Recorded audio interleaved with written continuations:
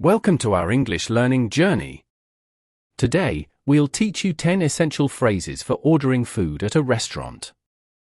Whether you're traveling, practicing English, or just curious, these phrases will make your dining experience smooth and enjoyable. Let's get started.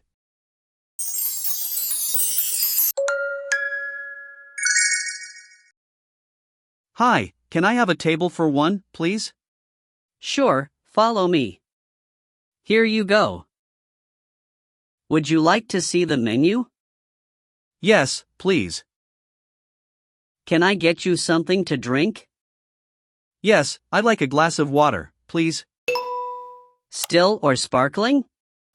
Still water, please. Thank you. What do you recommend on the menu? Our special today is grilled salmon with a side of roasted vegetables. It's very popular. That sounds great. I'll have that. Would you like any appetizers to start? No, just the main dish, please.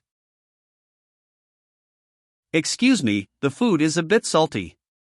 Can I get some lemon, please? Of course. I'll bring it right away. Excuse me, can I get the check, please? Sure, I'll be right back. Here's your check. Would you like to pay by card or cash? By card, please. Thank you. The food was excellent. Thank you for visiting. Have a great day.